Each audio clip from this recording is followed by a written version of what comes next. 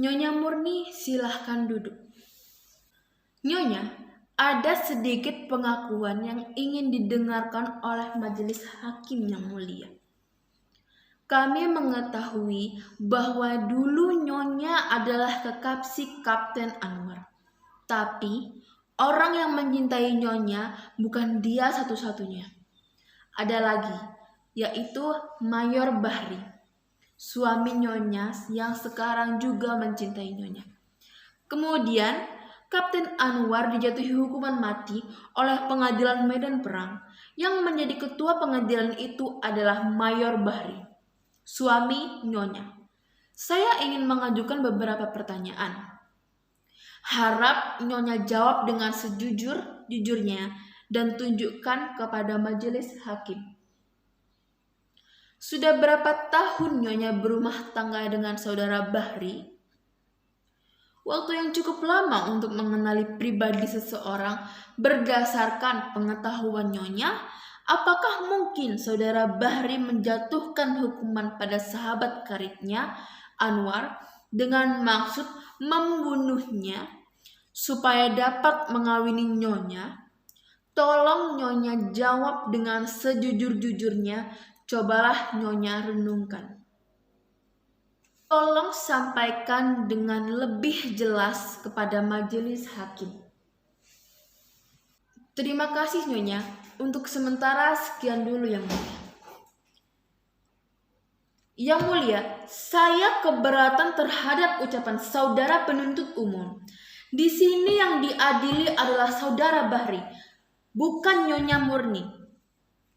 Saya keberatan atas pertanyaan-pertanyaan saudara penuntut umum. Cara saudara mengajukan pertanyaan sangat memojokkan Nyonya Murni. Nyonya Murni, kata Nyonya kawin 2 bulan setelah kekasih Nyonya meninggal. Memang Nyonya, masyarakat umum akan bertanya-tanya bagaimana mungkin seorang gadis yang begitu mencintai seorang laki-laki tiba-tiba saja kawin dalam waktu yang begitu singkat dengan lelaki lain. Masyarakat cenderung untuk menghukum, tapi Nyonya sangat berhak untuk membela diri. Nyonya tentu punya alasan. Apa bisa Nyonya jelaskan? Lalu di mana tempat Anwar? Terima kasih.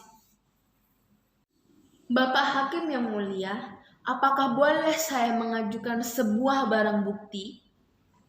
Yang mulia, apapun keputusan yang akan dijatuhkan oleh Yang Mulia, satu hal harus pasti. Keputusan itu harus berdasarkan kebenaran.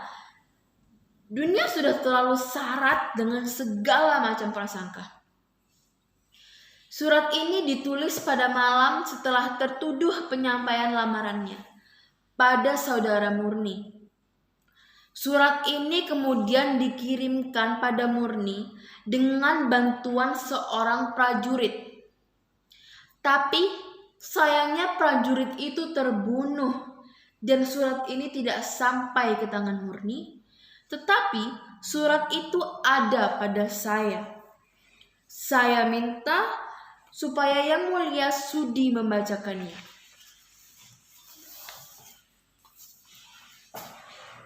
Terima kasih Yang Mulia, saya tidak akan mengajukan pertanyaan lagi. Majelis Hakim Yang Mulia, kini sampailah saya pada akhir tugas saya, yaitu membantu dengan sekuat tenaga untuk menegakkan kebenaran dan mengembalikan hak kepada yang berhak.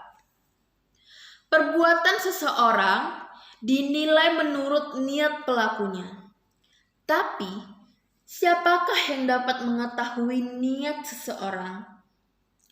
Dan jika toh dapat kita ketahui, maka kita akan menilainya menurut keterbatasan pribadi kita juga. Oleh karena itu, majelis hakim yang mulia, satu-satunya yang dapat menghakimi adalah pelaku itu sendiri. Tapi itu hanya akan terjadi jika hati sanubari orang tersebut masih berfungsi sebagaimana mestinya. jika suara hatinya masih bisa membedakan antara mana yang benar dan juga mana yang salah. Yang terbukti dalam mahkamah ini tidak ada apa-apanya, kecuali bahwa saudara Saiful Bahri yang sekarang ini dihadapkan sebagai tertuduh adalah seorang yang jujur, rendah hati, percaya pada Tuhan, dan seseorang yang memiliki tanggung jawab sepenuhnya atas semua segala perbuatannya. Oleh karena itulah, pada tempatnya, jika keputusan pengadilan ini dikembalikan kepada hati sanubarinya sendiri, saya yakin majelis hakim yang mulia akan mempertimbangkan ini. Terima kasih.